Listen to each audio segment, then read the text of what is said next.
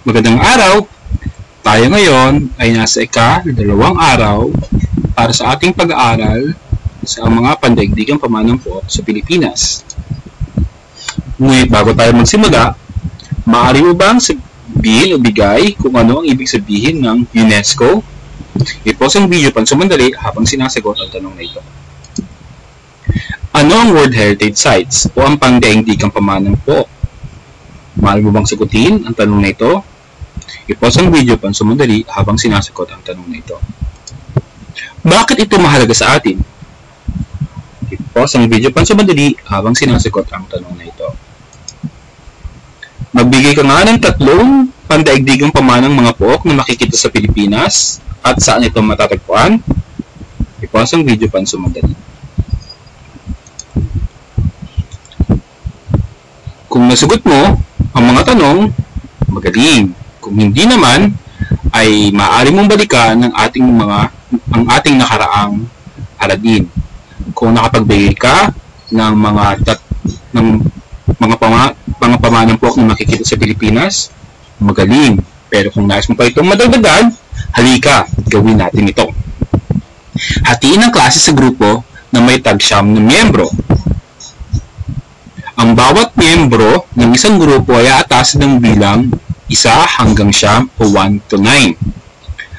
Ang bawat bilang ay magsasama-sama at bubuo ng bagong cluster. Halimbawa, sa isang grupo, kung sino ang number 1 o ang may bilang 1, magsasama-sama lahat ng bilang 1, ng bilang 2, 3, 4, 5, 6, 7, 8, hanggang 9.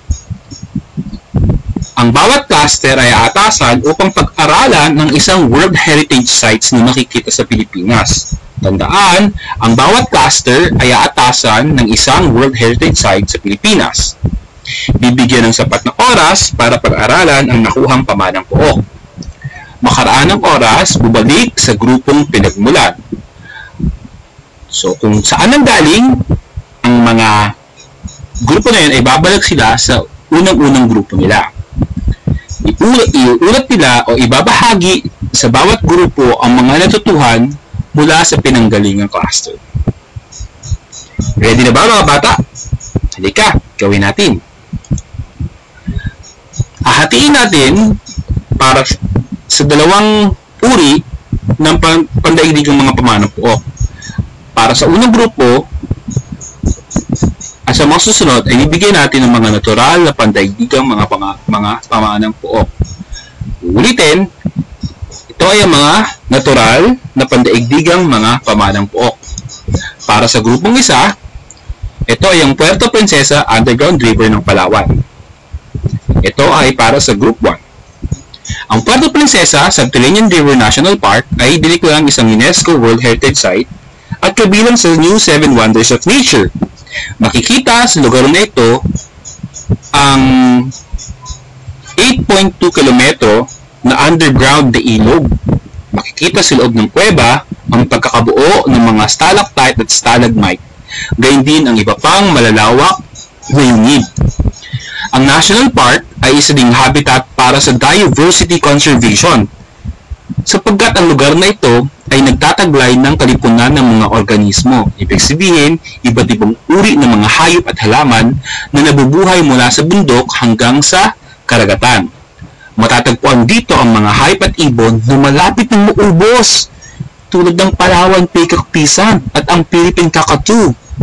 At dahil dito, ang parke ay itinalaga bilang Important Bird Area at kinilala ng UNESCO bilang World Heritage Site noong ika-4 ng Disyembre 1979. Para naman sa Group 2, ating binibigay ang bundok Hamigitan. Ito ay makikita sa Davao Oriental. Ang bundok Hamigitan ay isang bundok na matatagpuan sa Davao Oriental dito sa Pilipinas. Ang taas nito ay umaabot ng 1,920 metro o 5,350 talampakan naman. Ang bundok at ang palibot nito ay isa sa pinakamalaking populasyon ng buhay ilang sa Pilipinas. Ilan sa mga rito ay mga halaman at hayop na makikita lamang sa Pilipinas. Sa ika-38 sesyon ng World Heritage Committee sa Doha, Qatar noong ika-23 Hunyo taong 2014, inaprobahan ang pagkakatala ng Mount Hamiguitan Range Wildlife Sanctuary bilang isang World Heritage Site. Sa susunod nating pag-aaral, makikilala natin kung ano ang World Heritage Committee. So, huwag niyong kakalimutan,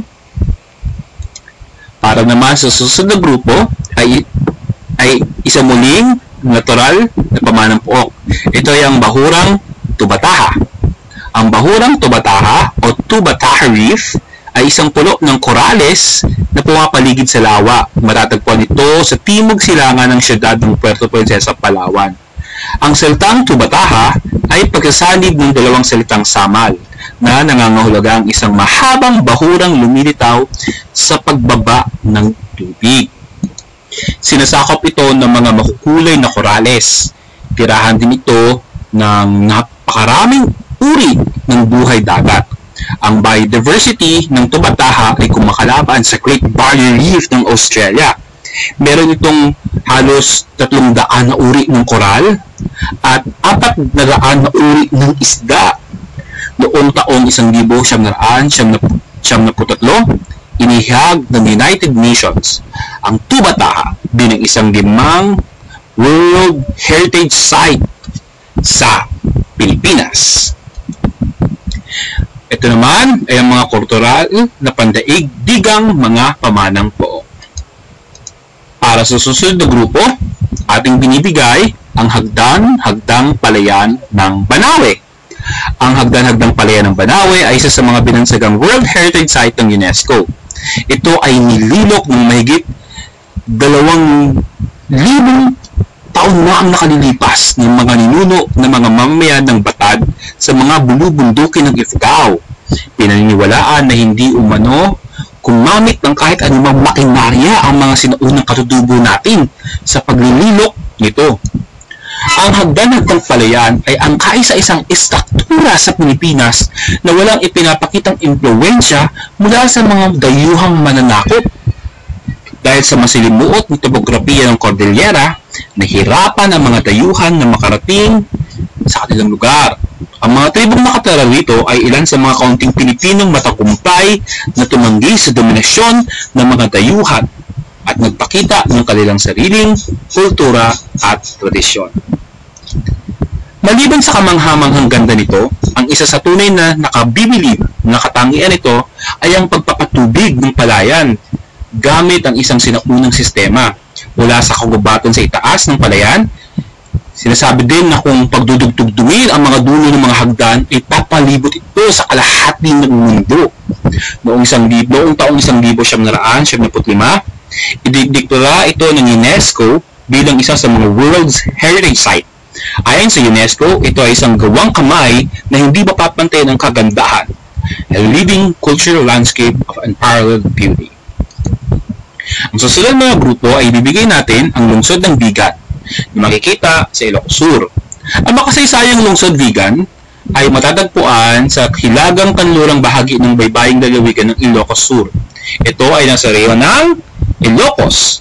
Kilala ang lungsod dahil sa makasaysayang mga bahay at gusaling pinagplanuhan, idinisenyo at itinayo na may impluwensyang Asyano, Europeo at Latino-Amerikano na matagumpay na naaalagaan ng mga mamamayan nito mula pa noong ika-16 na siglo.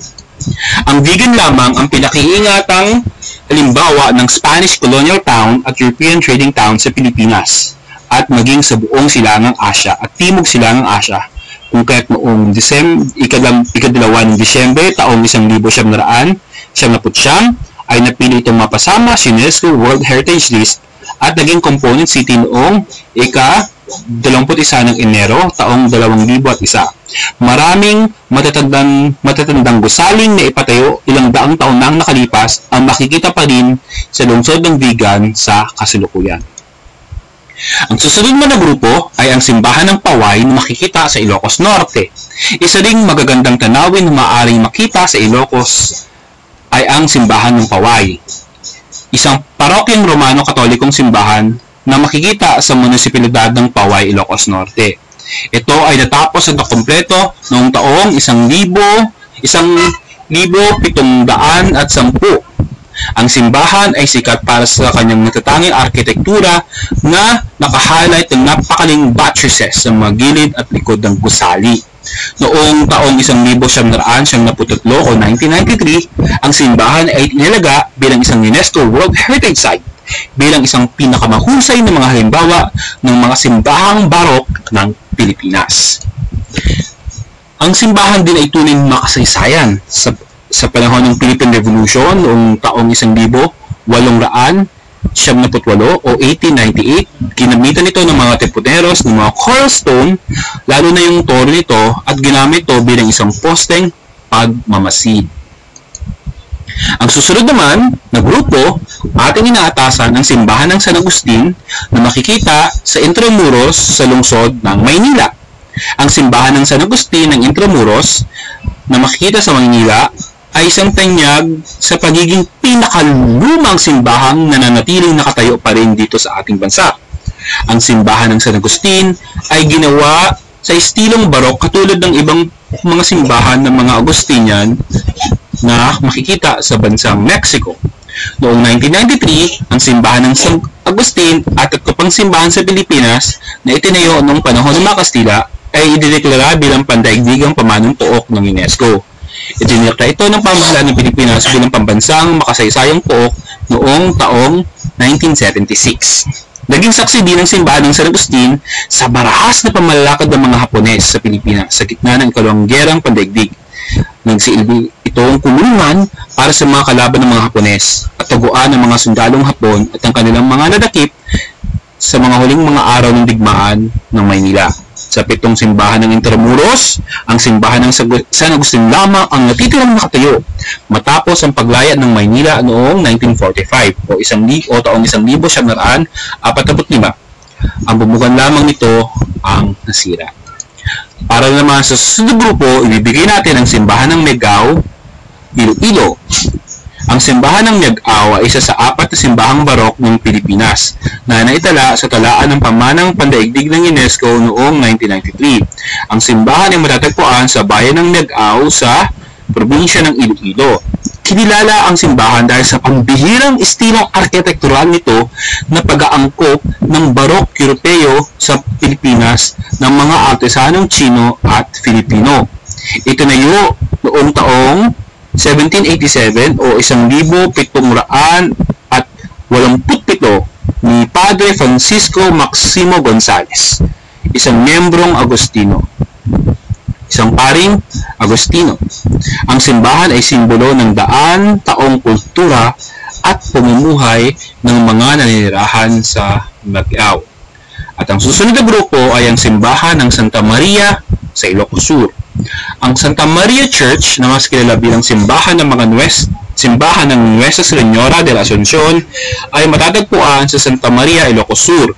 Ang simbahan ay tinilaga bilang isa sa mga pandaigdig na pamanang-pook noong taong 1993 o 1993. Isa sa 4 na mga simbahang kasama sa listahan ng UNESCO sa Pilipinas. At ang mga simbahan na yon ay ipabanggit na rin natin. Ang kagilagalalas na estruktura at arkitektura nito ay isa sa mga dahilan kung bakit ito ay patuloy na binibisita at pinupuntahan hindi lamang para sa simbahan, kung hindi na rin ito ay maging para sa turismo. Ang simbahan din ito ay napaliligiran ng buog at nakalagay sa tuktok ng isang burol. Ngayon, marami tayong nalaman tungkol sa mga iba't ibang mga pamanang-pook. Bibigyan ko kayo ng oras para pag-aralan ng mga ito. Maaari nyo i-pause ang video na ito habang ginagawa ninyo ang inyong mga gawain. Magaling! So ngayon, sinuman natin, bibigyan at sagutin ang mga katanungang ito. Alin sa mga sumusunod ang masabing natural na pamanang-pook? Lungsod ng Vigan, Tuba Taharif, Simbahan ng San Agustin, Simbahan ng Santa Maria, o wala sa nabanggit? Alin sa mga sumusunod ang halimbawa ng kultural na pamanampook? Tubataha Reef, Puerto Princesa Underground River, Banawe Rice Terraces, Mount Hamiguitan, o E, lahat ng nabanggit. Ikatlong tanong, alin sa mga sumusunod ang magkakasama? A.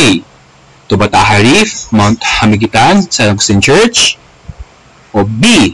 Puerto Princesa Underground River, Banawe Rice Terraces, Tubataha Reef, o C. Banawe Rice Terraces, Mount Hamiguitan, at Santa Maria Church, o D.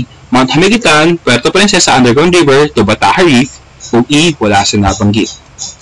Number 4. Ito ay isa sa mga Baroque church sa Pilipinas na matatagpuan sa tuktok ng isang burol. Idinaklang World Heritage Site noong December 11, 1993. A. Santa Maria Church, B. San Agustin Church, C. Paway Church, D. Miagao Church, o E. wala sa nabanggit.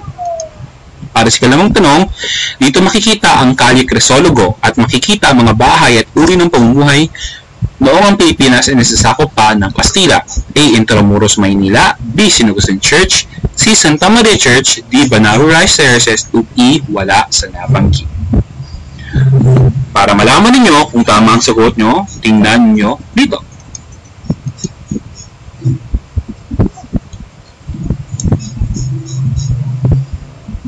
Nasagot niyo ba lahat ang mga tanong? Kung tama ang inyong sagot, magaling, binabati ko kayo. At kung hindi naman, maaari ninyong balikan ang ating mga pinag-aralan upang masagot ninyo ang mga tanong na ito. Hanggang sa muli!